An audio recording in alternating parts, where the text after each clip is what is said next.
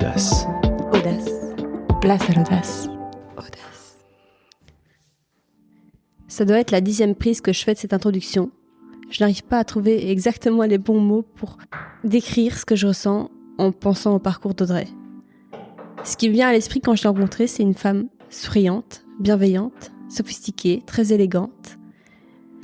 Je vous laisse découvrir son parcours. Il force le respect et il te pousse aussi à te remettre en question de quel choix je fais aujourd'hui, en sachant peut-être que tout s'arrête demain. Comment je vis auprès de mes proches que j'aime, comment je leur dis que je les aime tous les jours parce qu'on sait que la vie est courte.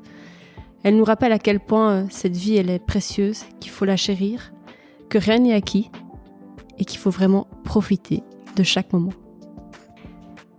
Je me tais et je laisse place à notre conversation. Je vous souhaite une très bonne écoute et je vous dis à très bientôt. Au travail, en famille, dans nos projets ou dans nos rêves, peut-on réellement concilier ambition et épanouissement personnel ? Comment s'aligner pour mieux briller ? Chaque vendredi, dans Audace, j'invite des personnalités passionnées à partager leurs aventures, leurs réflexions, leurs défis et leurs moments clés. Qu'ils soient artistes, entrepreneurs, sportifs, experts ou anonymes, tous nous montrent que prendre des risques, oser être audacieux, se réinventer ou simplement croire en soi peut véritablement transformer nos vies. Trop souvent, j'ai rêvé que mes échanges puissent être entendus par le monde entier. Qu'une phrase, qu'un mot glissé à un moment particulier dans la vie de quelqu'un puisse l'aider ou l'inspirer. Aujourd'hui, grâce à ce podcast, j'ai le privilège de rendre cela possible.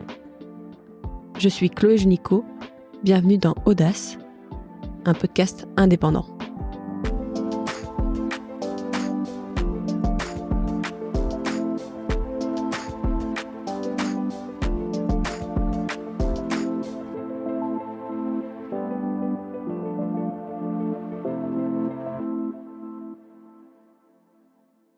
Bonjour Audrey. Bonjour Chloé. Merci d'avoir accepté mon invitation à participer au podcast. Mais merci à toi de m'avoir invitée. Ça me fait très plaisir d'être là. Je suis hyper honorée de t'avoir. On se suit sur les réseaux depuis un certain temps, depuis en fait la naissance de nos filles. Oui. Donc elle va faire 2 ans et demi pour Maléa. Ça va trop vite. Et Lila pareil, d'amour, ouais, Lila. Elle aura 2 ans et demi, le 21 du coup. Et elle va rentrer à l'école quand ? Le 25. Ouais. Petit aparté. Ça va trop vite. Audrey, est-ce que je peux te demander de te présenter, s'il te plaît ? Bien sûr. Donc, moi, je m'appelle Audrey. J'ai 34 ans, 35 dans une semaine, mais là, j'ai encore 34. Donc, j'en dans profite. le déni, là. Oui, dans le déni jusqu'au bout. J'habite du côté de Liège.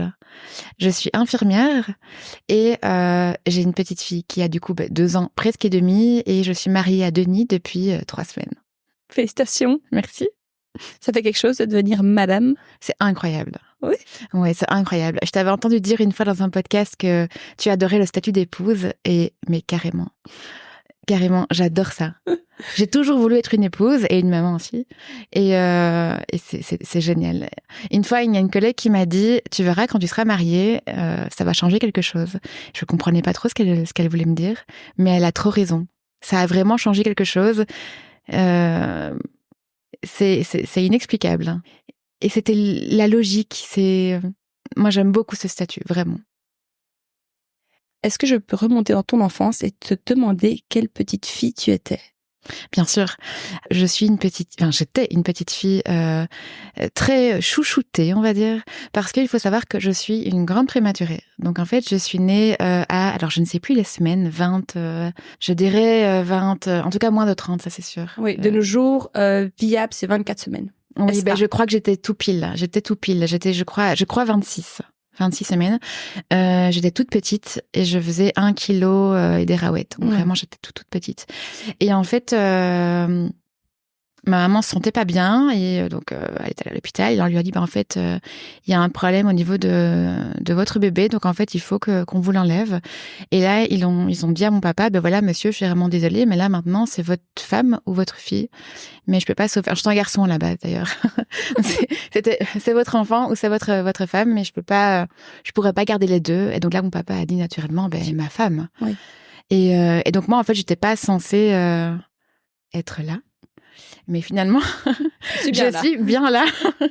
Et donc oui, on a été transportés en hélicoptère toutes les deux. J'ai directement été en couveuse pendant presque 4 mois. Oh mon Dieu.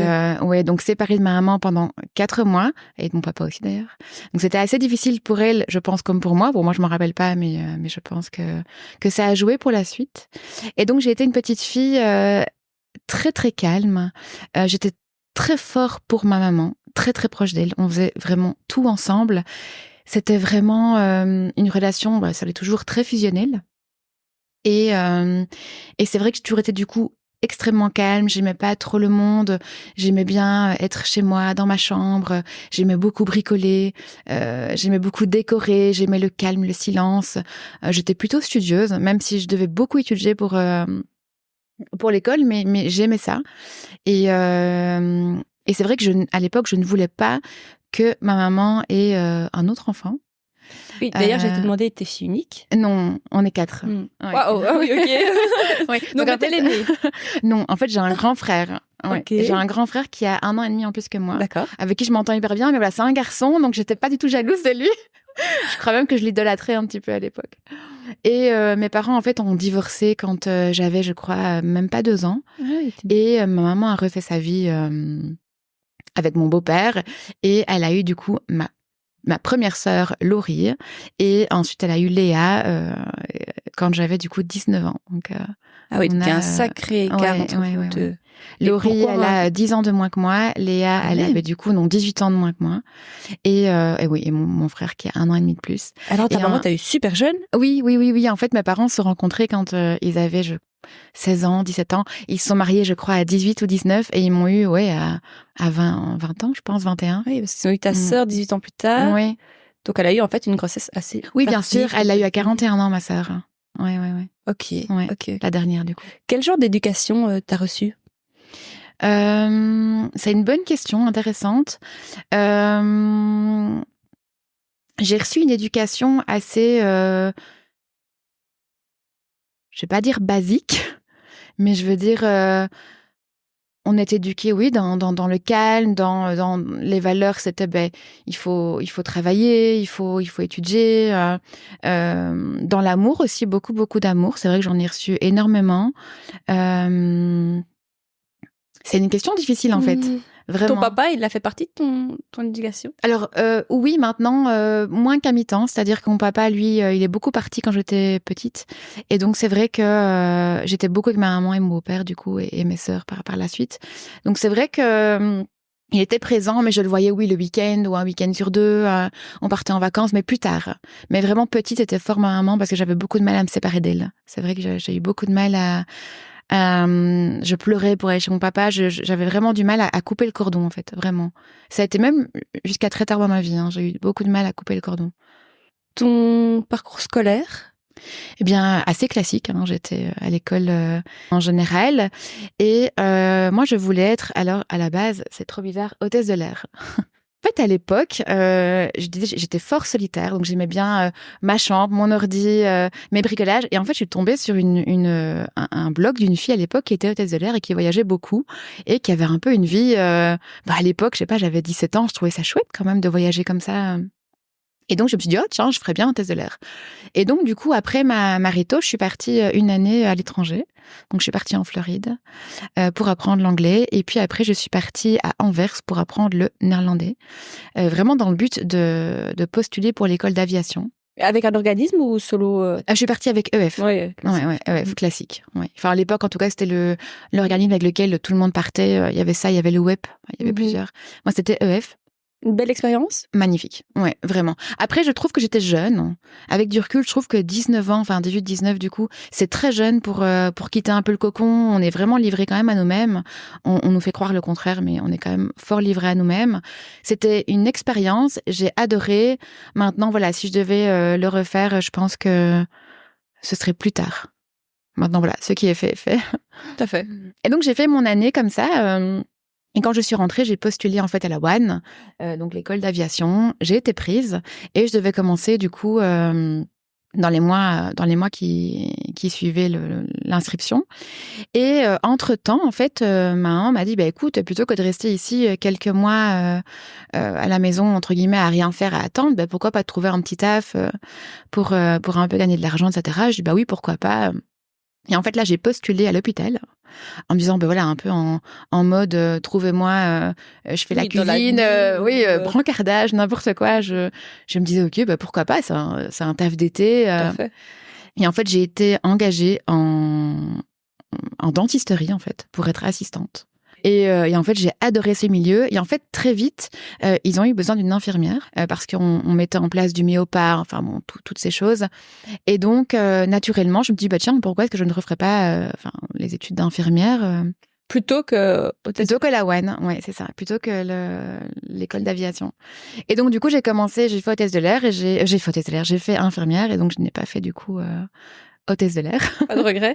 J'ai jamais eu de regret, non, pas du tout. Et quelques mois plus tard, il y a Jeter qui m'a contactée en fait pour me proposer un boulot parce que entre-temps, j'avais quand même postulé chez Jeter, je sais plus où, mais je me rappelle plus comme ça, mais Jeter, ils m'ont rappelé, mais des mois après, genre 6 mois après, en me proposant un boulot, en long courrier, donc le truc qui n'arrive absolument jamais. Votre profil nous intéresse, et je dis, écoutez, je suis vraiment désolée, mais en fait, là, maintenant, je fais infirmière, donc... Ah bon, vous êtes sûre? Oui, je suis sûre. Et voilà, donc en fait, c'est comme ça que... Ta carrière a commencé. Ouais. Ça nous ramène à quel âge, ça? Infirmière, c'est quand même 3 ans d'études. 4 ans. En fait, moi, j'ai fait plus tard. Donc, je suis quand même restée quelques années assistante avant de refaire infirmière. J'ai travaillé. Je vais faire des études. Oui, j'ai eu mon CDI. C'est vrai que je fais un peu à l'envers, mais j'ai eu mon CDI. J'ai travaillé. Et puis, voilà, au fur et à mesure des années, tiens, on a besoin d'une infirmière. Et donc, c'est comme ça que j'ai repris par la suite. Études. Ouais, voilà. Dur? Plus dur parce que j'étais quand même... Alors, j'avais pas 30 ans, mais j'étais quand même plus âgée. Donc, dur de me retrouver avec des jeunes, mais de 18 ans au final. Mais voilà, encore une fois, c'est une expérience. J'ai appris beaucoup. Et c'est ce qu'il faut en retenir. Et puis j'ai eu mon diplôme après 4 ans, d'une fois. Tu te consacrais aux études, tu travaillais plus sur le côté? Je travaillais encore sur le côté. Ouais, j'avais pas le choix parce qu'en fait, je suis partie de chez moi quand j'avais 20 ans. Donc, quand j'ai commencé en fait à travailler à l'hôpital, en fait, je suis partie de la maison, j'ai pris mon appartement et du coup, oui, j'avais mon appartement, ma voiture à payer, donc je travaillais le week-end en plus. À cette période-là, tu étais célibataire? J'étais célibataire, ouais. Quand est-ce que ta grande histoire a commencé? Alors, ma grande histoire, elle s'est faite en 2 temps. Donc, en fait, j'ai eu des grandes histoires d'amour dans mon jeune adulte, on va dire. J'ai toujours été, alors, on va dire en couple, c'est-à-dire que j'ai eu beaucoup de longues histoires, enfin de longues, pas 10 ans, mais après, ça m'a appris plein de choses. Donc voilà, je sortais d'une relation assez difficile, 4-5 ans, même plus en fait, non, plus de 5 ans de relation. Une relation qui m'a pris beaucoup, mais qui m'a appris beaucoup aussi. Et donc, c'est vrai que j'étais seule dans mon appartement, je voulais vraiment me retrouver, je voulais profiter. Et une amie à moi, en fait, me dit « Ah, mais nous, on a un ami, il correspondrait vraiment bien. » Et donc, elle me le décrit et franchement, sur papier, j'étais là, mais oui, mais c'est l'homme de ma vie, en fait. Et mais je dis, mais là, je suis pas prête à rencontrer quelqu'un. Et là, en fait, elle me montre son Facebook à l'époque. À savoir que Denis, à l'époque, toujours maintenant, il est pas trop réseaux sociaux. D'accord. Il est juste sur Facebook et encore, il y est jamais.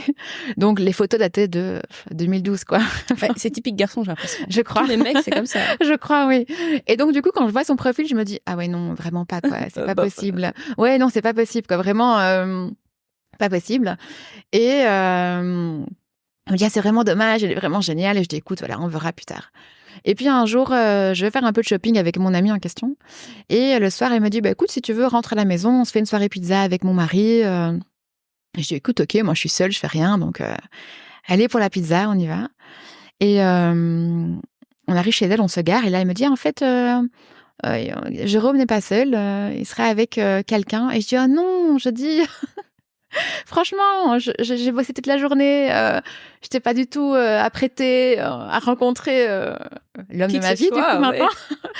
Et elle me dit, mais non, mais t'inquiète pas, c'est cool. Mais une tu savais que c'était pizza. lui? Tu savais que c'était lui dont Je elle m'en t'avait doute. parlé? Oui, bah oui, je savais parce qu'elle essayait vraiment de me mettre avec, donc j'avais un gros doute. Cachotière. Ah ouais, cachotière. Mais après, merci beaucoup voilà, à elle. Et là, en fait, je dépose mes sacs dans la cuisine. Ils étaient dans le salon, ils prenaient l'apéritif. Et là, en fait, j'entends sa voix. Et là, rien qu'à sa voix, je me dis, ah, c'est lui. Vraiment. Ça me fout la chair de poule. Oui, à sa voix, je dis, mais en fait, une voix sublime, je peux pas l'oublier. Et j'ai commencé à stresser. Je me dis, oh mon Dieu. T'osais plus sortir. Ah non, j'osais plus. J'ai commencé à trembler et tout. Et là, on se dirige du coup vers le salon où ils étaient. Et là, en fait, Denis se lève et me fait la bise. Et là, il se lève et il est très grand, hein, Denis. Il fait 1m94. Et toi, t'es grande aussi. Hein. Moi, je fais 1m75. Ouais. Oui. Donc j'aime bien les grands. Oui. Et là, il était super grand. Il avait une magnifique chemise. Qu'il a toujours d'ailleurs. Et j'ai vu ses avant-bras, sa prestance, sa voix. Quand il m'a dit bonjour, j'ai dit, mais c'est lui en fait. C'est l'homme de ma vie, c'est lui. Il est en face de moi. Et là, du coup, j'étais vraiment sur un petit nuage. Je me suis assise. Et en fait, là, nos amis se sont barrés. Ah ouais? Ah, mais vous buvez quoi? Ils sont pas revenus. Ils sont revenus super longtemps après. Enfin, en tout cas, dans mon souvenir, c'était super long. Ils ont vu ce qui s'est passé? Ben, ils nous ont laissés pour qu'on discute, en fait. Mais ton amie, elle t'a pas dit, elle a pas vu à ton attitude qu'il y avait... Je sais pas. C'est une bonne... Je ne sais pas. Je lui demanderai. Et là... Mais du coup, il me dit, tu t'appelles comment? Je dis, moi, c'est Audrey. Et lui, il s'amuse à dire à tout le monde que j'ai dit, je m'appelle Audrey et j'ai un chat. Mais je suis sûre que j'ai pas dit ça. C'est pas vrai du tout. L'image. Mais t'avais vraiment un chat ou pas? Oui, oui, vraiment. J'avais Maurice, qui était vraiment l'amour de ma vie, hein, mon chat, qu'il est toujours d'ailleurs. Et c'est vrai qu'effectivement, j'ai sûrement parlé de lui, c'est certain.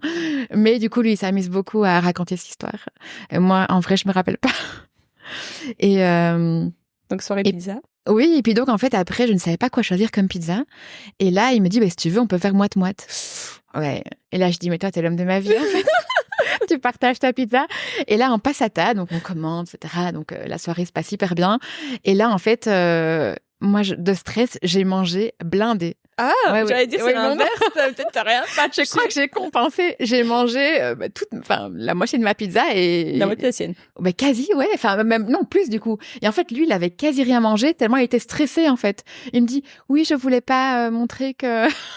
donc lui aussi, en fait. Donc lui, il crevait de faim et moi, j'ai beaucoup trop mangé. Mais il avait flashé sur toi aussi. Oui. Ah, en fait, lui, de son côté, mais ça, du coup, je l'ai su bien après. J'imagine. En fait, Jérôme lui avait parlé de moi et du coup, lui, il avait dit, mais oui, moi, je veux la rencontrer. Et donc, oui, lui, il savait que je venais, par contre. Oui, il savait. Il était hyper stressé. Il avait un avantage. Oui, mais au moins, il était préparé. Oui, lui, il était préparé. Il a pu se faire tout beau, moi pas. C'est ça. Donc, on passe une super soirée. Ça se termine très tard ou très tôt, selon comment on vit. Et là... on est rentrés chacun chez soi. La nuit même, j'ai reçu une demande d'amis sur Facebook, évidemment, que j'ai acceptée. Malgré la photo de profil. Ouais, malgré la photo de 2012, j'ai accepté. Et puis là, il m'a directement envoyé un message en me disant qu'il avait passé une super soirée, qu'il me remerciait et qu'il aimerait beaucoup me revoir. Et donc là, du coup, on s'est revus quelques jours après, sans rien dire à nos amis. Notre histoire a commencé en fait comme ça. Donc quelques jours après, on s'est revus et on ne s'est plus quittés. Lui était célibataire aussi. Oui, depuis parce qu'il a 2 ans. Un peu plus âgé. Oui, Denis, il a eu 40 ans. Et moi, j'en ai 30. Oui, 5 ans d'écart. 5 ans et demi d'écart, quoi. Enfin, un petit peu moins. Ouais. Oui, lui, du coup, je pense qu'il avait 32 ans, je pense, à l'époque. Ouais. Donc lui, il était célibataire depuis, je dirais, 2 ans. Donc il avait une longue relation aussi avant. Et en fait, après quelques mois, je voyais que cette relation prenait beaucoup de place. C'est vrai que on parlait déjà d'enfants, on était fous amoureux en fait. On était vraiment fous amoureux. Mais c'est vrai que moi, je me sentais vraiment pas prête en fait, assez bizarrement, à lui offrir tout ça à ce moment-là. Donc du coup, en fait, j'ai décidé d'arrêter la relation. Après, je dirais 1 année en fait. Donc après 1 an, on s'est séparés. Et vous viviez ensemble à ce moment-là? Non, j'avais mon appartement, lui sa maison, Oui. et on vivait chacun chez soi, mais on se voyait quand même très très souvent. Hein. Mais c'est vrai qu'on s'est séparés après 1 an, pendant en fait quasi 2 ans. C'est énorme. Oui, c'est énorme. Parce que en fait, je me sentais pas prête à m'engager à ce moment-là. Je sortais d'une relation longue. J'avais, oui, comme je te disais tout à l'heure, j'avais envie, besoin de me retrouver seule, de faire ma vie toute seule en fait à ce moment-là. Mais on est toujours resté en contact, donc en très bons termes. Donc on se parlait encore. Je sais qu'il a été parrain, donc je l'avais félicité. On avait été même manger un bout ensemble une fois, mais il s'était rien passé. Maintenant, lui, je savais que clairement, il attendait quelque chose. Moi, je savais au fond de moi qu'on se retrouverait, mais voilà, je laissais faire le temps et la vie simplement. Et puis, j'ai plus de nouvelles pendant très longtemps, pendant quasi 1 année. Après la dernière année, en fait, où on s'est séparés, j'ai plus de nouvelles. Et je pensais beaucoup à lui, mais j'ai pas osé le recontacter parce que voilà, je me disais que c'est que il ne pensait plus à moi, et donc j'ai laissé un petit peu ça mijoter. Et en fait, un jour, je vais avec mon amie Céline boire un verre à Liège. On sort ensuite dans un bar, et là, en fait, je croise un de ses collègues qui me reconnaît forcément et qui m'appelle par un autre prénom. Ouais, et qui me dit, bon, je vais pas citer le prénom, Oui. et qui m'appelle par un autre prénom, et puis je me retourne et je dis, mais non, mais je m'appelle pas comme ça, je m'appelle Audrey. Et là, il me dit, mais non, t'es l'ex de Denis. Et je dis, ah ça oui, mais je m'appelle quand même pas. Et en fait, il m'avait confondu avec son ex-compagne, donc d'avant moi, avant moi. Non, d'avant moi. Entre, il a eu personne. Ok. Donc d'avant moi. Et donc c'était hyper drôle. Donc on a rigolé tous les deux, et puis. Bon Après, prétexte pour le relancer, quoi. Oui, et donc en fait, ce soir-là, j'arrêtais pas de repenser à lui, et je me dis, bon, allez, je vais lui envoyer un message. Et là, je lui envoie un message, bon, sur Facebook, hein, toujours. Messenger, exactement. Le bon vieux Facebook. Voilà, le bon vieux Facebook. Et là, je lui raconte l'anecdote que j'ai eue avec son collègue. Et en fait, là, il ne me lit pas. Oui, il n'avait pas vu. Il m'avait en fait supprimé. Et donc, ouais. Et donc, du coup, il avait perdu son téléphone. Enfin, il avait oublié son téléphone dans la voiture, et donc il n'avait pas vu mon message. Okay. Parce qu'en fait, on s'est rendu compte après qu'on était au même endroit, la même soirée, mais qu'on s'est pas vu. Ah, ouais. Ok. Voilà. Et donc, il m'a répondu, bah oui, bien 2 jours plus tard, en me disant, écoute, désolé, vraiment, mais mon téléphone, je l'avais perdu, et donc, j'ai pas vu ton message. Et là, en fait, il rigole un petit peu, il me dit, ah, c'est trop drôle, etc. Et puis après, là, il me dit, écoute, j'avais enfin réussi à passer un peu à autre chose, à t'oublier, donc, ne me contacte plus, quoi. Oh. Ouais. Et là, je me dis, oh ben. Ouais, le bide, ouais. Et puis au final, je lui ai dit au revoir dans toutes les langues. Ouais. Et là, il me dit, ah, tu m'ennuies, tu me fais rire. Et je dis, ouais. Et puis je dis, bon, cette fois-ci, si on se voit plus, on s'écrit. Le premier qui parle a perdu, et donc ciao, quoi. Chou. Ouais. Et puis là, en fait, quelques jours plus tard, donc là, j'étais là, mais est-ce qu'il va me parler? Est-ce qu'il va revenir? Et là, il revient quelques jours plus tard, et là, il me dit, bon, bah, apparemment, j'ai perdu. Ouais. Et je fais, yes! Trop bien. Et là, en fait, on ne sait plus. C'est reparti, quoi. C'est reparti. On s'est revus pendant 2 mois. Okay. Où on a été au cinéma, on a été faire du shopping, mais il ne s'est rien passé. On a vraiment pris le temps de se revoir, de passer du temps ensemble. Puis, et puis finalement, quand on s'est remis ensemble, et je déménageais à cette époque-là, ce jour-là, il m'a aidé à déménager. Il a passé la première nuit, et il n'est plus jamais parti. Et c'est comme ça que notre histoire a repris. Tu évoquais au tout début de votre relation que vous parliez déjà d'enfants, pour toi, être mère, c'était évident. Ah oui. Tu voulais des enfants à tout prix. Moi, j'ai toujours rêvé être maman. Ça a toujours été mon goal. Petite, c'est vrai que je jouais énormément à la poupée. J'adorais ça. J'avais une petite dinette comme toutes les petites filles. Et je préparais les mallettes pour mes enfants. Les mallettes, tous mes enfants. C'est les boîtes à tartines. Oui, c'est ça. Sauf que j'utilisais des vrais fruits pour mettre dans les boîtes à tartines de tous mes enfants. Et ça pourrissait. Ouais. Il y en avait combien? 12? J'avais plein de bébés. Et du coup, ma maman retrouvait des pommes pourries dans la cuisine, dans ma petite cuisine. Et donc oui, j'ai toujours voulu être maman. Ça a toujours été pas mon but, parce que j'en ai plein, mais je me suis jamais vue sans enfant. C'était mon évidence. En fait, moi, j'aime beaucoup transmettre. c'est quelque chose qui me tient beaucoup à cœur.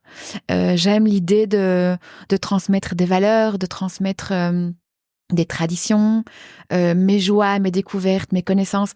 Et Denis, en fait, est carrément sur la même longueur d'onde. En fait, c'est ce qu'on préfère au monde, c'est apprendre.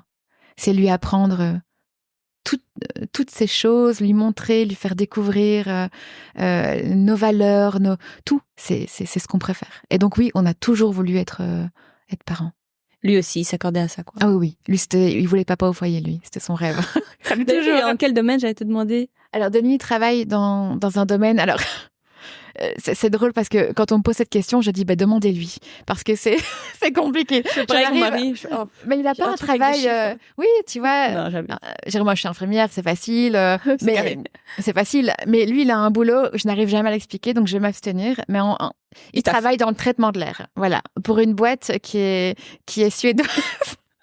Quoi? Il t'en voudrait, hein. Le traitement de l'air. Là, je massacre. Donc, je vais rien dire parce qu'il va rire. Et en fait, c'est drôle parce que... Franchement, j'ai coupé. Oui, coupe.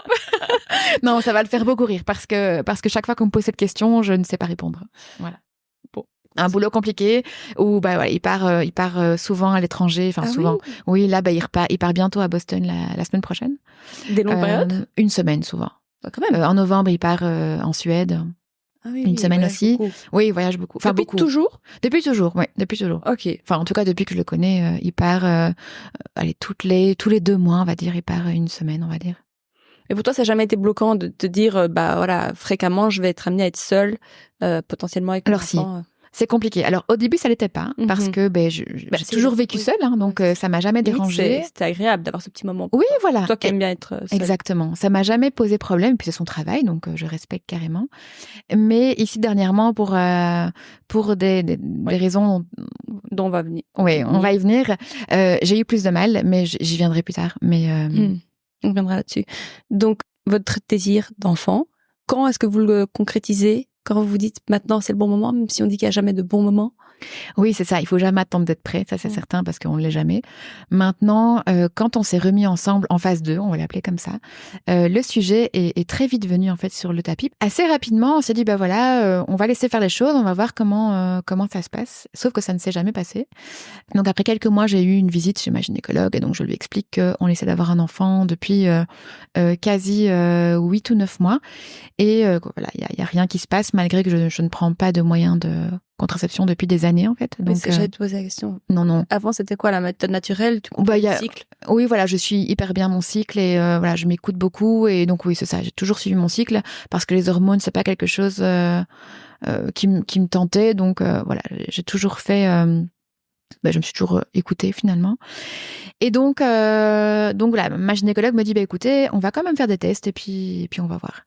Sauf que les tests sont revenus très négatifs. Donc on pouvait pas avoir d'enfants tous les deux. Alors c'est une histoire qui prend beaucoup de temps. Donc j'avais fait un podcast en direct sur ce sujet-là déjà. Oui, je le mettrai en barre de description. Éventuellement, oui, parce que c'est vrai que je vais me répéter sinon. Oui. Mais en gros c'est vrai que ça a été une histoire assez compliquée. On pouvait pas avoir d'enfants à 2. Donc, au début, on devait avoir un donneur. Et puis, finalement, on a pu avoir un enfant tous les 2. Oui, donc on a fait de la PMA. Et j'ai été enceinte une première fois. Et puis, c'est passé ce qui s'est passé. Et puis, Lila est arrivée vraiment la dernière chance. Donc, on s'était dit qu'après, on le ferait plus. Et Lila est là. Donc, c'est qu'elle devait être là. Oui, mon petit miracle. Toi, en étant infirmière, tout ce monde-là, tu connaissais ou tu as découvert beaucoup de choses? Non, alors, en fait, dans le métier d'infirmière, il y a plein de domaines différents. Et en fait, le domaine de la PMA, je ne le connaissais pas du tout, mais vraiment pas. C'était très nouveau pour moi. Maintenant, moi, j'ai très bien vécu. Hein. C'est vrai que ça a été long. Enfin, long. Ça a duré en tout pour tout 2 ans. Mais un petit peu moins, mais c'est quelque chose, en fait c'était une manière différente de faire un bébé, vraiment, c'était une manière différente, mais on était carrément en phase, Denis et moi, on voulait tellement cet enfant qu'en fait on n'a jamais vécu ça oui, comme une tragédie voilà, c'était une manière différente d'avoir un enfant. On a vécu des très bons moments, vraiment, on a beaucoup ri, on s'est projeté, c'était en fait un moment que je chéris vraiment. Alors, ça n'a pas été toujours facile. Hein. C'est vrai que à la première fausse couche, c'est vrai que ça a été une épreuve parce que j'avais en plus 2 bébés. Donc des vrais jumeaux pour le coup, parce qu'on m'avait implanté un embryon qui s'est divisé en 2, et donc c'était des vrais jumeaux ou des vraies jumelles. On n'a pas voulu savoir, ils ont fait une autopsie, mais on n'a pas voulu savoir le sexe. Donc ça a été une épreuve, mais en fait, comme je dis toujours, sans cette perte-là, je n'aurais jamais rencontré ma Lila. Jamais, en fait. Et en fait, Lila, c'est la petite fille dont on rêvait tous les deux. Et donc, en fait, sans ça, on n'aurait jamais connu elle. Donc, rien n'arrive par hasard, et voilà. Oui. Ta grossesse, comment tu l'as vécue? Donc la seconde, je veux dire. Oui. La seconde. Ben, moi, je l'ai bien vécue. Alors, j'ai pas adoré être enceinte. T'étais mais... anxieuse par rapport à ce qui venait de se passer? Non, pas du tout. Okay. Pas du tout. Alors oui, j'ai été très suivie par contre. C'est vrai que ma gynécologue me voyait tous les mois, ce qui est vraiment très rare en général pour une grossesse. On est vu toutes les 6 semaines, 2 mois. Mais moi, j'étais fort suivie parce qu'encore une fois... on y reviendra après, mais par rapport à mon souci de santé. Et donc, du coup, c'est quelque chose qui me rassurait, et je savais que j'allais avoir ce bébé. Et donc, du coup, je l'ai vécu assez sereinement, vraiment. J'ai pas adoré être enceinte, j'ai pas détesté non plus. C'est-à-dire que, voilà, j'ai eu une grossesse, on va dire, normale. J'ai eu un diabète de grossesse, donc sous insuline. Donc, oui, ça, c'était pas hyper cool. Maintenant, voilà, encore une fois, ça faisait partie du truc. Et je l'ai bien suivie, j'ai été bien suivie aussi. Donc, tout ce qui comptait, c'était elle, qu'elle aille bien, que j'aille bien. Et depuis le début, je savais que ça allait être une césarienne. Donc ça, pareil, depuis que je suis petite, en fait, jeune, j'y reviendrai par rapport encore à mon problème de santé. On m'a toujours dit que le jour où j'aurai un enfant, ce sera une césarienne. Donc, ce serait une césarienne. Donc, t'étais préparée? J'étais prête, oui, j'étais préparée. Oui. Avec toutes les connaissances nécessaires? Oui. Oui, je pense. Tu exerçais pendant la grossesse? Non, j'ai été arrêtée directement. Donc, j'ai annoncé ma grossesse au boulot, et j'ai été écartée dans les 2 semaines. Donc, parce que c'est les protocoles dans oui, ton secteur. En fait, oui, voilà, c'est ça. En fait, à l'hôpital, les grossesses, en fait, on est écarté le temps de la grossesse, donc et plus le congé mat après. Donc, moi, j'ai été écartée en tout pour tout 1 an. J'ai recommencé après 3 mois. Ouais. Et ton accouchement, donc césarienne, programmée, merveilleux. Nickel. Ah oui, merveilleux. Très bien. Ah oui, merveilleux. J'ai perdu les os après un mariage. Ah, t'as quand même perdu les os? Oui, j'ai perdu les os. Oui, j'avais une césarienne prévue, et en fait, du coup... Prévue à 37 semaines ou prévue plus tard? À 37, du coup, ouais. Donc, potentiellement, là, ton travail, ils se mettent clairement en route, ton travail, et du coup, là, t'as été à l'hôpital pour qu'on... Oui, c'est ça. En fait, je devais accoucher le lundi 23 mai. Et le samedi 21 mai, en fait, on avait été à un mariage le vendredi, mais jusqu'à très tôt, très tard, très c'est long. Et je me suis beaucoup amusée à ce mariage. Ouais. J'ai beaucoup ri. Et c'est vrai que dans la nuit, j'ai dit à Denis, écoute, on va y aller parce que j'ai un peu mal au ventre. Et donc, il me dit, ah oui, mais attends, encore un verre. Je dis, non, on y va parce que vraiment, j'ai mal. Et la mariée qui me dit, mais oui, tu contractes. Je dis, oui, je crois que je contracte. Et j'avais vraiment mal. Et quand on est rentré... on s'est mis au lit, on a dormi quelques heures. Et là, j'avais mal au ventre. Et je me suis réveillée. Et là, en fait, j'ai perdu les os, mais comme dans les films, quoi. Vraiment. Et là, en fait, du coup, il a dessoulé en 30 secondes. Hein. Vraiment, là, je dis, chou, je crois que la petite arrive. Il me dit, mais non. Et là, oui, il a vite dessoulé.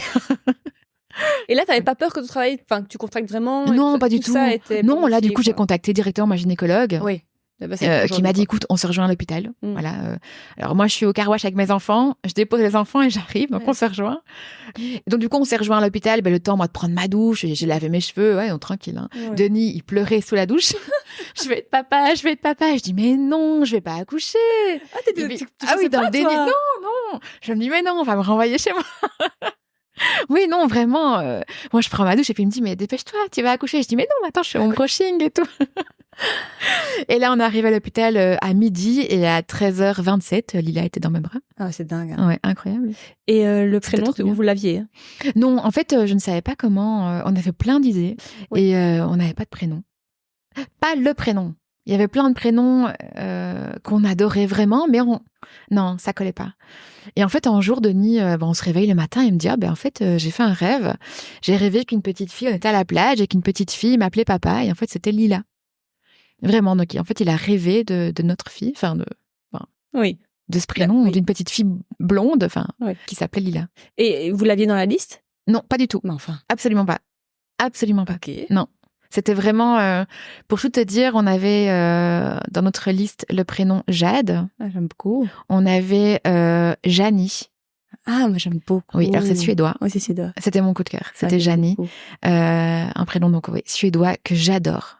Notre petite Jaja. Et donc en fait jusqu'au bout, c'était Janie. Et puis en fait on s'est dit on vient de Liège. Voilà. Je voulais pas que ce prénom soit transformé. Donc ça, on s'est dit, c'est vrai, on n'en dira pas plus, je vais me taire. Et donc, non. Et puis en fait, Lila, bah oui, mais en fait, c'est Lila. Ouais. Et donc, ça a été l'évidence. Ok. Ouais. Ton postpartum, pardon. Ah oui, et donc en fait, Lila, finalement, Janie, maintenant, c'est la poupée de Lila. Oh, chou. Voilà. Ouais. Ça part. Ah, trop bien. Et le postpartum, compliqué, j'étais pas prête du tout. Donc, physiquement ou mentalement? Les deux. J'ai trouvé ça extrêmement dur. T'avais pris du poids, toi, pendant ta grossesse? Non, j'avais pris un peu moins de 10 kilos. Oui, mais avec le diabète gesta, du coup, j'étais hyper suivie. Donc, régime, insuline, enfin bref. Et donc, du coup, je pouvais pas prendre... Et puis, par rapport à mon cœur aussi, encore une fois, j'y reviendrai, je pouvais pas prendre... Normalement, je pouvais prendre 7-8 kilos. J'en ai pris genre 9. Et puis, c'est pas quelque chose qui me tracassait vraiment. Okay. Je savais que mon corps allait se remettre, que je venais d'avoir un petit bébé. Donc, en fait, c'est pas quelque chose qui m'a tracassée, en fait. Mais restait le dernier de mes soucis, au final. J'ai eu beaucoup de culpabilité, en fait, quand j'ai accouché de la petite. Pourquoi ? Parce que je trouvais qu'elle était bien dans mon ventre, bien au chaud. Et puis, mais de toute façon, pareil avec tes enfants. Non, pas tellement. Non, franchement pas. En fait, tout le monde l'embêtait. C'est-à-dire que tout le monde la prenait, la déshabillait. Elle avait froid, elle pleurait, elle n'arrivait pas à boire. Et donc, elle avait faim. Et donc, je culpabilisais de lui faire vivre ça au final.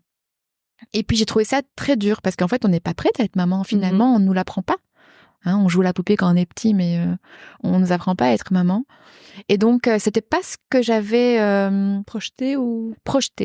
Maintenant, c'est quelque chose qui m'a fait beaucoup grandir, qui m'a beaucoup appris, que je chéris aujourd'hui, mais je préfère clairement maintenant. Là, la voir évoluer. Ouais. Et puis surtout, quand elle a mal, elle le dit. Ouais. Elle dit où elle a mal. Et ça, en fait, c'est génial. Oui, l'état nouveau-né, nourrisson nouveau-né, c'est vrai que c'est particulier. Oui, c'est particulier. Ouais. On est impuissant. Je partage. On est impuissant. Oui, les petites coliques, tout ça, les dents, tout ça, ça se fait. Mais c'est vrai que c'est dur de les voir un peu souffrir. Oui, c'est dur. Pas pouvoir les soulager. C'est dur. Après, moi, c'est vrai que le côté tout petit bébé comme ça, qui était collé à moi en portage ou sur moi, c'est vrai qu'on a fait beaucoup de peau à peau avec Lila. J'ai adoré ça. Ouais. Et je passais ma vie avec elle vraiment sur moi. Ça, j'ai adoré et ça me manquera toute ma vie. Maintenant, j'en ai des bons souvenirs et je lui explique souvent d'ailleurs que j'ai trop aimé la voir comme ça, mais que là, la voir évoluer, ça n'a pas de prix. Oui, je suis d'accord. T'adores ça aussi. Ah ouais. J'adore ces petites personnes là. Ah oui, des petites personnes. Je craque. Oui. Tu l'as allaitée ? Non. Je l'ai allaitée pendant 2 semaines, mais en fait, je n'y arrivais pas. En fait, ça ne fonctionnait pas. En fait, c'est comme pour tout. Je me suis jamais obstinée. Oui. C'était vraiment quelque chose. Je me suis toujours dit, si j'y arrive, en fait, je le fais. Et si j'y arrive pas, c'est pas grave, en fait. Voilà. Toute ma vie, j'étais comme ça, en fait. On va voir, on essaye, on tente. Ça va, tant mieux. Ça va pas, tant pis. Mais on se fait pas un ulcère au trognon, comme je dis toujours. Et on avance et on y va. Et c'est vrai que, non, j'ai très vite vu que ça n'allait pas aller. C'est vrai que moi, j'ai eu assez mal. Pourtant, j'ai vu une conseillère en lactation. J'en ai vu une. Mais oui, c'est pas quelque chose que j'ai aimé, je crois, au final. T'as repris le boulot donc après 3 mois, donc 15 semaines. Raconte un peu le retour au boulot, ton équilibre. Moi, j'ai bien aimé. J'ai bien aimé retrouver ma vie sociale, retrouver mes collègues, mon boulot que j'aime beaucoup. Lila était en crèche déjà ? Oui, elle avait commencé en crèche à plus ou moins 2 mois et demi. Donc oui, à 2. Oui, parce que j'ai recommencé à 3 mois, donc j'ai repris le boulot. Ça m'a fait beaucoup de bien. J'étais à temps plein toujours. D'avoir des gens. Oui, c'est ça. Ça partait en 4/5e ou... J'ai pris un 4/5e plus tard, ouais. Donc on peut en parler déjà de. On va peut-être venir quand même à la pathologie. Oui, voilà. Donc en fait, pour revenir un petit peu dans le passé. Donc en fait petite, c'est vrai que j'ai toujours été une petite fille très fatiguée. Donc en fait j'ai toujours été en classe de gym, j'étais essoufflée, j'étais vite fatiguée après le sport, etc. Mais voilà, c'était comme ça faisait partie de moi et on s'est pas trop inquiété. Et puis quand j'avais 14 ans, en fait, j'ai fait un malaise. Ah non, je suis tombée dans les pommes comme ça, alors qu'il y avait pas du tout de raison. Hein. Et du coup, j'étais en vacances. Quand on est rentré en Belgique, mes parents m'ont fait faire toute une série de tests. Donc, j'ai vu plein de spécialistes. Et puis, au final, j'ai vu un cardiologue qui m'a dit, en fait, voilà, vous avez une insuffisance mitrale. Voilà, quelque chose qui est assez courant. Que beaucoup de personnes ont. Et en fait, il y a des personnes qui vivent toute leur vie très bien avec une insuffisance mitrale. Il n'y a aucun problème. Moi, j'avais un petit traitement à prendre. Voilà, je prenais un médicament que je ne prenais pas en fait. Et je devais être suivie une fois par an pendant toute ma vie. Voilà. Et donc, si un jour ça se dégradait, voilà, on envisagerait à ce moment-là. Et donc, j'ai vécu du coup toute ma vie finalement en sachant ça. Donc, voilà, je ne prenais pas mon médicament parce qu'en fait, à l'époque, les médecins ne faisaient pas vraiment d'éducation aux patients. Moi, c'est ça que j'aime beaucoup dans mon métier. C'est vraiment l'éducation aux patients. C'est vraiment éduquer le patient sur sa pathologie parce qu'un patient qui connaît sa pathologie, c'est un patient qui se prend beaucoup mieux en charge. Et moi, du coup, c'est vrai qu'à l'époque, il n'y avait pas tout ça. Donc, en fait, je ne savais pas pourquoi prendre un médicament. Ça m'ennuyait de le prendre. J'oubliais. Enfin, j'ai jamais aimé, en fait. Une ado, quoi. Une ado, oui, vraiment une ado, 14 ans. Et donc, voilà, j'ai vécu toute ma vie comme ça. Et en 2020, j'ai commencé, en fait, à me sentir globalement moins bien. Donc, plus fatiguée, plus essoufflée. Donc, par exemple, après ma douche, je devais m'asseoir. Ouais, j'étais essoufflée. Tu faisais du sport, toi, avant Je faisais de la course, de la salle, de la course. Quand même. Oui, maintenant, c'est vrai qu'avec mon cœur, je pouvais pas faire tout ce que je voulais. Donc, je pouvais pas faire trop de cardio. Maintenant, oui, j'ai toujours fait de la course en salle, enfin, sur tapis ou même dehors.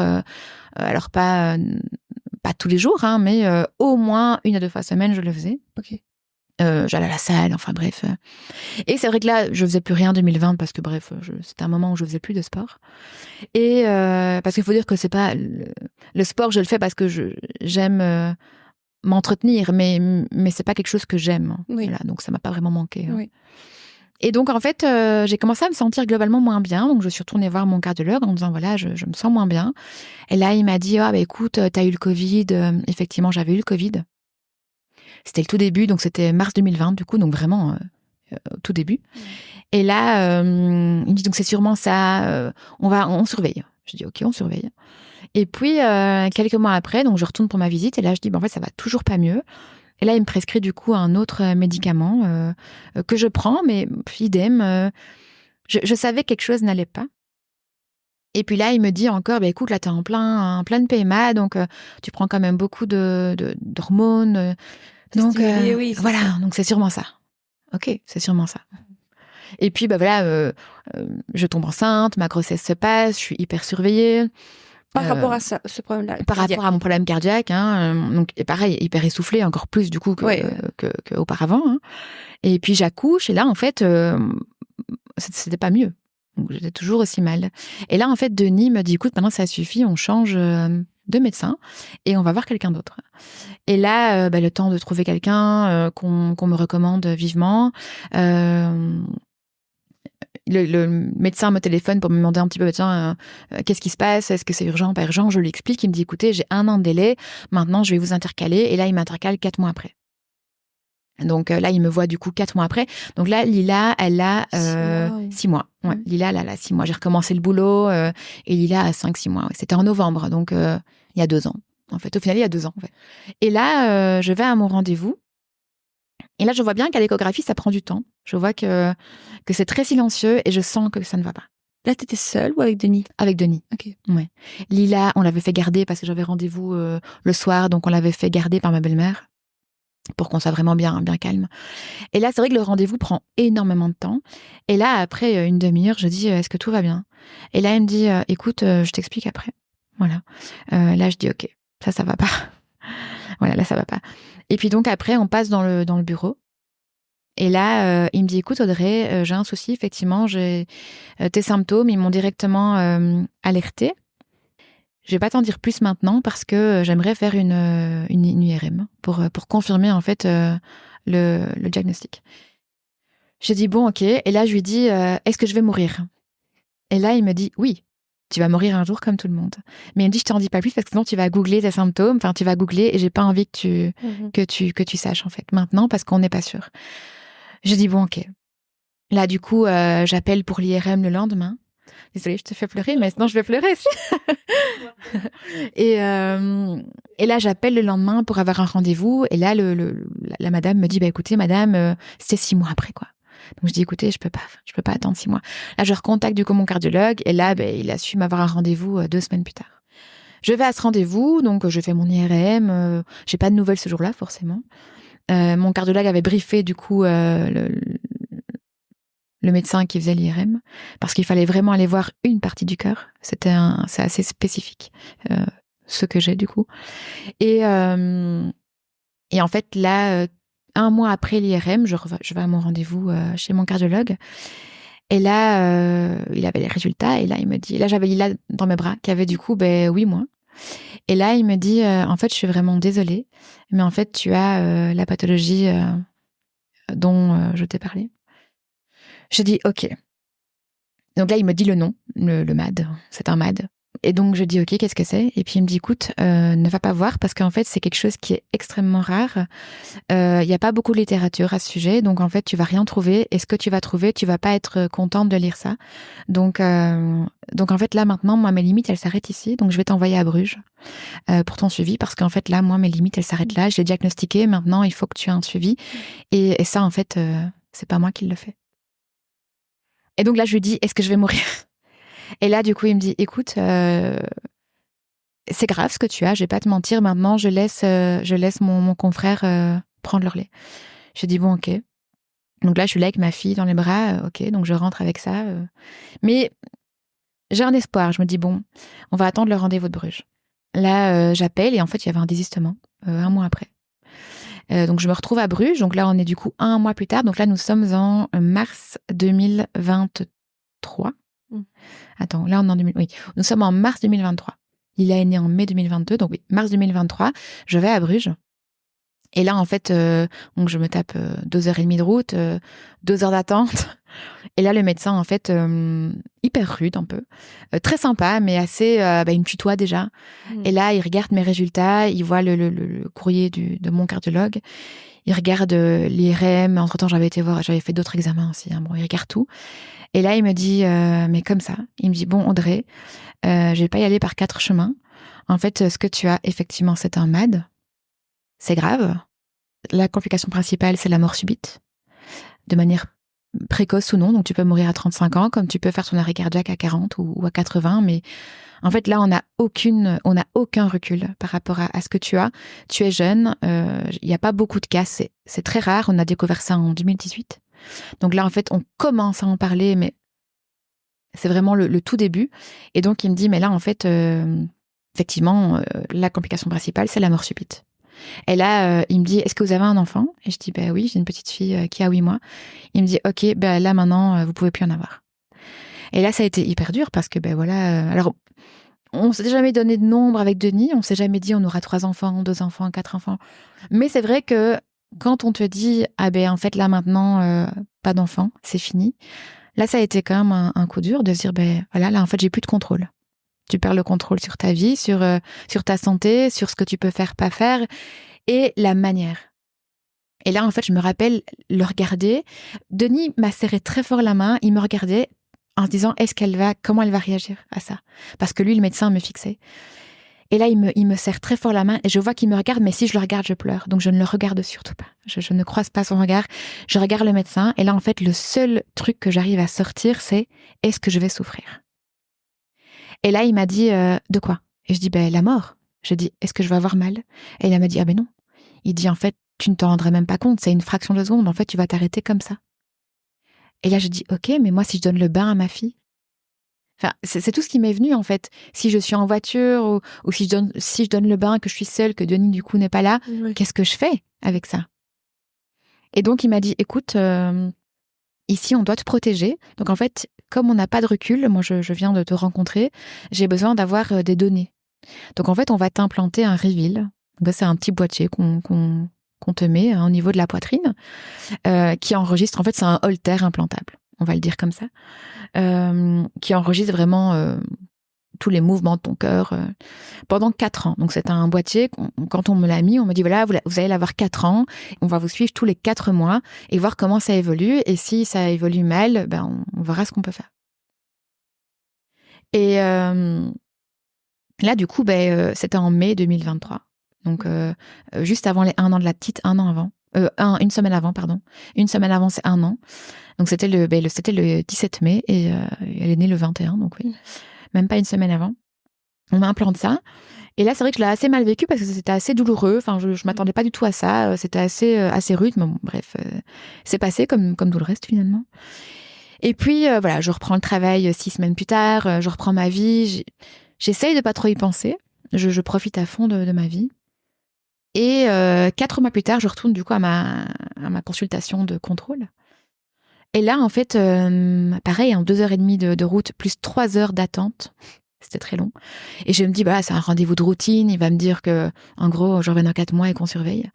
Et en fait, là, il regarde tout le tracé. Et là, il me dit, bon, Audrey, j'ai un problème. Il me dit, en fait, tu étais en zone rouge. Là, t'es en zone noire. En fait, là, t'as trop de risques de faire un arrêt cardiaque, d'avoir une mort subite.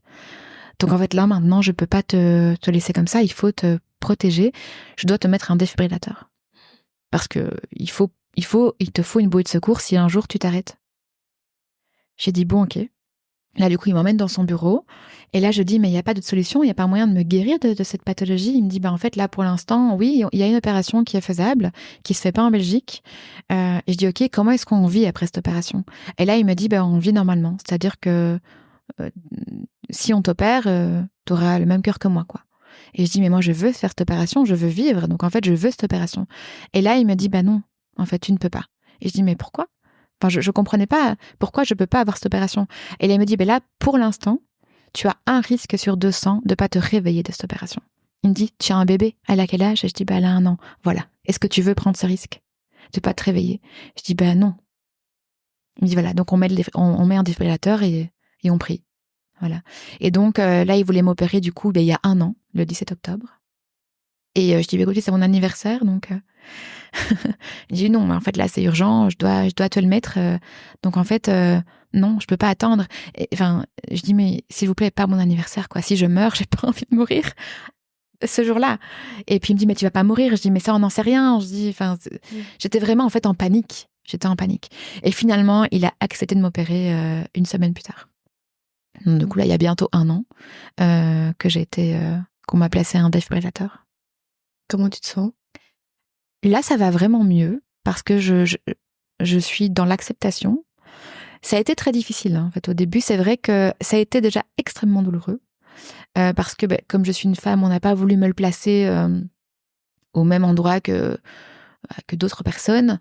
Donc, ils ont fait un protocole un peu différent, mais du coup, qui a été très douloureux. Donc, le post-op a été compliqué. En plus, à Bruges, je parle un peu néerlandais, mais je suis pas non plus bilingue, donc ça a été compliqué de me faire comprendre. Ça a vraiment été difficile. Mais et j'ai eu quelques mois très sombres par la suite. C'est vrai que j'étais à l'arrêt, du coup, au travail, forcément. Ça a été hyper compliqué parce que je pouvais pas porter la petite, je pouvais rien faire avec elle en fait parce que la cicatrice était encore toute fraîche, donc forcément comme c'est un bébé, elle avait 1 an, un peu plus d'1 an, 1 an et demi, donc voilà, elle contrôle pas ses mains, et donc elle mettait sa main, j'avais mal, donc j'ai eu très dur à ce niveau-là de pas pouvoir la gérer. Tu verbalisais avec elle? Pardon? Tu verbalisais avec elle? Oui, bien sûr. Je lui ai tout expliqué. Oui, bien sûr. J'ai tout expliqué à Lila. On a vraiment traversé ça tous les 3, vraiment. Et donc, ça a été vraiment 6 mois très compliqués. Parce qu'en plus, j'ai vu entre-temps une généticienne, j'ai vu plusieurs cardiologues, j'ai vu plein de spécialistes. Et en fait, ils m'ont tous dit, voilà, en fait, c'est tellement nouveau ce que tu as, on n'a pas beaucoup de recul, tout ce qu'on sait, c'est que c'est grave. Et que la conséquence, c'est clairement la mort subite. Mais jusque-là, on n'a pas d'autres... il n'y a pas beaucoup de littérature sur ça, donc c'est très compliqué. Mais tout ce qu'on m'a dit, c'était enfant numéro 2, non, pas du tout, c'était interdit. Ce deuil-là, tu l'as fait, le deuil de l'enfant? Oui, là, je l'ai fait, oui, parce que c'est pour ma santé. Donc, après, voilà, parfois on en reparle, mais on est très bien tous les 3, et donc ça, il y a aucun souci. Mais c'est vrai que au niveau du boulot aussi, je ne pouvais plus faire mon travail. Donc en fait, là, tous les cardiologues que j'ai vus m'ont tous dit, que faites-vous comme travail? J'ai dit, je suis infirmière. Ok, est-ce que vous faites les pauses? Oui, je faisais donc des matins, des soirs, des nuits. Donc je travaillais à temps plein. Donc c'est vrai que là, ils m'ont dit, en fait, vous pouvez plus faire ça. Et je dis, mais moi j'aime mon travail, vraiment, je l'aime, je veux pas faire autre chose. Donc ça a été difficile aussi pour moi de changer de travail, de me réorienter, parce que j'avais pas du tout prévu ça au programme en fait. Et ce que j'ai oublié de dire aussi, c'est que au moment où on m'a diagnostiqué ça, j'avais pour but de reprendre l'université. Donc j'ai commencé mon master en septembre et on m'a placé mon défibrillateur 1 mois après. Et donc j'ai continué à faire les cours en ligne à ce moment-là parce que j'avais vraiment envie d'évoluer dans ma profession, d'apprendre parce que j'adore apprendre. Et finalement j'ai pas pu passer mes examens parce qu'en fait j'étais pas du tout en état. Et donc j'ai dû prendre la décision d'arrêter ce master en plein, alors que j'adorais ça. J'ai vraiment trop aimé. J'ai trop aimé cette période. Maintenant voilà, c'est pas grave. Peut-être que je le referai plus tard. Mais donc ça a été beaucoup de choses en même temps. Ça a été arrêter ça a été la douleur, ça a été me réorienter. Mais qu'est-ce que je vais faire? Qu'est-ce que tu fais alors maintenant, aujourd'hui? Donc en fait maintenant je suis toujours infirmière à mi-temps. Donc j'ai réduit mon temps de travail et je suis dans un service en fait de algologie, donc de douleur, et je suis en horaire de jour. Donc je travaille pas le week-end, je fais un horaire entre guillemets 8-4. Donc c'est vrai que c'est très confortable. Du temps avec Lila. Oui, j'ai tous mes week-ends avec elle, avec Denis, toutes mes soirées. Je peux prévoir des choses le week-end, les vacances, c'est beaucoup plus confortable. Maintenant, c'est sûr que ça a été un deuil parce que mon travail, je travaillais en psychiatrie en fait. J'adorais ça. J'adorais mon travail. Donc ça a été difficile, hein. Mais voilà, après, encore une fois, rien n'arrive par hasard. Là, j'ai beaucoup de temps avec la petite, avec Denis. J'ai beaucoup de temps pour moi aussi parce que je suis à mi-temps maintenant. Donc, j'ai énormément de temps pour moi où en fait, je fais plein de choses. Pour moi, mais pas que. Et ça, c'est génial. J'aurais aimé le faire plus tôt, mais voilà, la vie, simplement. Quand on bosse comme ça à temps plein, on est jeune maman, on avance, on prend pas beaucoup de temps. Et puis quand on l'a, on se dit, mince, qu'est-ce que je vais faire? Et puis finalement, c'est un cadeau. Il faut voir comme ça. C'est un cadeau. Ça a été difficile, mais le temps que j'ai maintenant avec Lila, avec mon mari, c'est inestimable. Ah oui. C'est génial. Quelle leçon tu tires, toi, de ça et tu voudrais partager aux auditeurs? Ça, c'est intéressant. Alors, c'est que même dans les moments les plus sombres, je suis intimement convaincue qu'il y a toujours du beau au bout et une raison. Alors, évidemment, j'aurais clairement préféré être en bonne santé et ne pas avoir cette échéance parce que voilà, j'ai envie de voir ma fille grandir, j'ai envie de la voir se marier, j'ai envie de la voir faire des études, j'ai envie de la voir vivre sa vie, j'ai envie de la voir évoluer, j'ai pas envie de m'arrêter, j'ai pas envie de la laisser toute seule, j'ai pas envie j'ai pas envie d'être toute seule, j'ai pas envie d'avoir froid parce que j'ai très peur de la mort, faut savoir, c'est quelque chose qui me fait extrêmement peur. J'ai pas envie de la laisser, j'ai pas envie de laisser mon mari parce que je l'aime de tout mon cœur et même si je sais que c'est un papa formidable et ils sont hyper fusionnels, c'est un papa merveilleux. Oui, qui ensemble, il va gérer. Oui, il gère presque mieux que moi, vraiment. C'est un papa merveilleux, un mari merveilleux. Et mais j'ai pas envie, c'est trop tôt, je veux pas les laisser. Et en fait, je veux laisser une trace de mon passage à ma fille, en fait. C'est vrai que finalement, quand on est dans ce mode où on travaille, oui, on prend beaucoup de temps, mais là, maintenant, le temps que j'ai avec elle, il est différent. Il est vraiment différent. Je suis très attachée aux souvenirs. Donc, il y a plein de choses que je fais inconsciemment, peut-être, pour elle, en me disant, si elle le lit plus tard, elle se rappellera de moi, parce que j'ai très peur qu'elle m'oublie si un jour il m'arrive quelque chose. Et c'est vrai que là, on a un carnet avec son papa où tous les jours, on écrit dedans. Enfin, pas tous les jours, mais en tout cas, très souvent, on met la date et on souhaite une bonne journée, parce que moi, je pars tôt quand je pars travailler, parce que je travaille à 1 heure de la maison. Donc, je pars assez tôt. Et je me dis que plus tard, quand elle lira ça, elle se dira, mais en fait, mes parents, ils s'aimaient trop. Et en fait, ça, c'est tout ce que je veux lui laisser, en fait. L'amour qu'on a pour elle, l'amour qu'on se porte, lui et moi, l'amour de notre famille, c'est tout ce que je veux lui laisser. Et je disais tout à l'heure, les valeurs, j'aimerais qu'elle qu'elle se nourrisse de tout ça, en fait, de tout cet amour et de toute cette bienveillance qu'on porte à tout le monde d'ailleurs. Tous ces petits bonheurs du quotidien. Donc en fait, c'est vrai que je parle beaucoup de romantiser sa vie.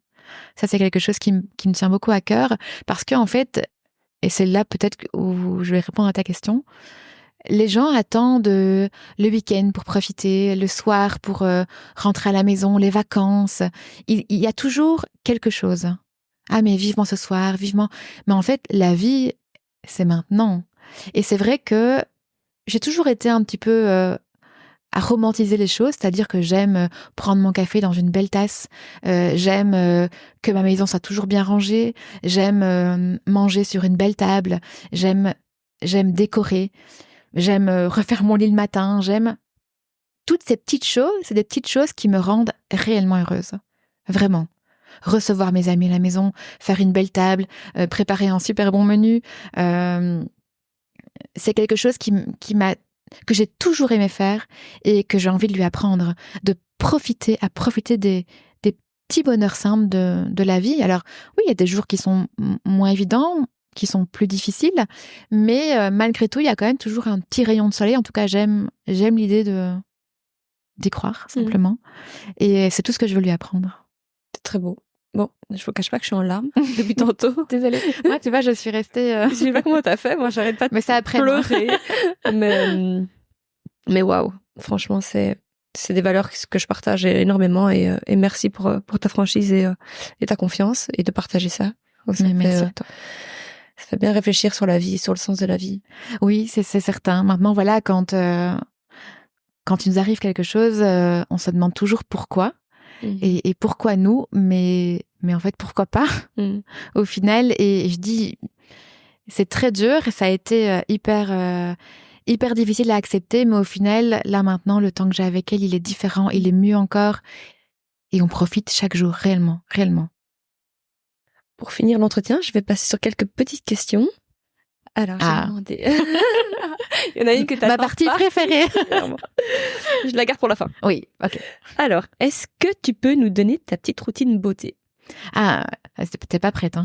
Non, petite. Hein. Okay. Non, en fait, j'ai toujours pris soin de moi. Ma maman a toujours pris soin d'elle et j'ai toujours répété ça.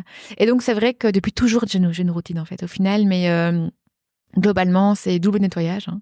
Tu sais bien, la base. L'huile, le gel nettoyant. Oui, tout à fait. Sans visage, évidemment, toutes les semaines. Ça, il y a pas... Toutes les semaines, il y a un petit soin visage. Et sinon, bah voilà, mes sérums, crème pour les yeux, et aussi tout ce qui est complément alimentaire. Ça, je prends beaucoup. Ça, je prends des polyphénols, vitamine C, vitamine D, oméga 3. Tu checkes régulièrement? Oui. Tous les ans, je fais une prise de sang pour un peu checker ça. Du fer aussi, je prends. Plein de choses. Et c'est vrai que c'est quelque chose, tous les matins, je prends mes petites vitamines comme ça. Et est-ce qu'il y a un moment dans la journée qui tient particulièrement à cœur, un moment pour toi, à toi? Ah ben tous, hein, du coup. Voilà, chaque minute. Du coup, tous. Non mais, alors j'adore le matin, donc du coup, soit j'ai la petite, soit je l'ai pas. Quand je l'ai, je fais tout pareil, mais avec elle, en fait. Mais sinon, c'est vraiment le slow morning, quoi. Vraiment, je me lève tranquillement, on profite toutes les deux, ou bien toutes seules, ou bien tous les trois, parce que Denis, en fait, travaille de la maison. Son bureau est à la maison, donc on a la chance de pouvoir prendre notre café ou notre matcha, du coup, ensemble. Tu réponds déjà à la question? Je réponds déjà, non, parce que... Et... c'est vraiment des petits moments comme ça, être avec elle, avec lui, ou toute seule chez moi, au calme. Je peins, j'adore peindre. C'est des vrais moments pour moi, vraiment. En fait, la petite fille, elle est toujours là, hein, là en toi. Ah oui, complètement. Ah oui, elle sera toujours là. Ah oui. Est-ce que il y a un podcast, un livre ou un film que tu voudrais recommander? Alors podcast, il y a Audace, je sais pas si tu connais. Non, il y en a plein. Il y a Milk and Mama que j'aime beaucoup. Ouais, j'adore. Ouais, je l'ai mis en référence sur mon Oui, c'est vrai. J'adore. Il y a aussi Bliss. On n'en parle plus. Hein, Bliss. Il y a aussi mon amie Pascaline qui est partie vivre au Canada et qui a fait aussi son propre podcast qui s'appelle Leap Inside. Je le mettrai en description. Oui, et je l'ai écouté d'ailleurs. C'est un bijou. Cali, je t'aime. Tu vas m'écouter, je le sais, et c'est une de mes plus vieilles amies et je l'aime d'amour. Livre, il y a un livre que j'aime beaucoup, que tout le monde devrait lire d'ailleurs. Je sais pas si tu l'as lu, c'est Trouver un sens à sa vie. Non, j'ai pas lu. Non. C'est sur le développement personnel? Ou c'est Oui, romancé? mais pas que. C'est pas romancé. En fait, c'est un psychiatre qui raconte son histoire dans les camps de concentration. Ah oui. Ouais. Et donc, il y a toute une réflexion, un développement personnel. Ce livre est merveilleux. Moi, je l'ai carrément surligné. Tout le monde devrait lire et je l'ai conseillé à plein de copines qui l'ont lu. Et pépite, vraiment pépite. J'ai oublié le nom du psychiatre qui l'a écrit, mais il est assez connu. Hein. Il est assez connu. C'est Trouver un sens à sa vie. Ok, je mettrai en description de l'épisode. Qu'est-ce que tu voudrais dire à la personne qui partage ta vie? Que je l'aime infiniment. Plus que tout, et que c'est la plus belle chose qui me soit arrivée, vraiment. J'aime. Là, tu vois, je déjà donc. Non, franchement, je ne remercierai jamais mon ami de me l'avoir présenté. Enfin, je n'ai même plus les mots. En fait, c'est réellement une histoire, un amour qui se vit et ne s'explique pas. Mm-hmm. C'est quelque chose. J'ai aimé beaucoup dans ma vie. Enfin, beaucoup. J'ai aimé. Mais j'ai jamais aimé comme ça. C'est un amour qui est hyper pur, hyper sain, vraiment. Je suis en fait, oui, il me rend meilleure. Et c'est fabuleux. Il me rend meilleure et c'est une personne. En fait, tout le monde devrait avoir un Denis dans sa vie. Alors pas le mien. Tu prêtes pas? Non, je prête pas. Pas le mien, mais tout le monde. Ouais, moi je pense que j'ai trouvé mon Denis aussi. Ouais, je pense que t'as pas trop à te plaindre non plus. Quel est ton rapport à ton image, à la nourriture et à l'argent? Alors, mon rapport à... compliqué aussi, hein, c'est dur tes questions en fait. Excuse-moi. J'ai jamais eu beaucoup de confiance en moi. Jamais. J'ai toujours été très complexée. Depuis toujours, en fait. J'ai jamais vraiment aimé me montrer ou j'aime pas qu'on me regarde. Je suis pas hyper à l'aise avec le monde, etc. C'est pas quelque chose que j'aime. Maintenant, c'est vrai qu'encore une fois, depuis ça, en fait, la vie dépend de tellement de peu de choses qu'en fait, c'est comme si tout ça s'était un petit peu envolé. Donc en fait, maintenant, je suis comme je suis et je m'accepte plus. Je me concentre moins sur l'aspect, sur mes complexes. Je fais plus trop attention. J'avance et voilà. L'argent? Alors l'argent. Alors moi j'ai toujours aimé bien m'habiller, décorer. J'ai toujours aimé acheter de la décoration, les belles choses. J'ai toujours aimé ça. Mais mes parents m'ont toujours appris à travailler pour m'offrir ce dont je rêvais.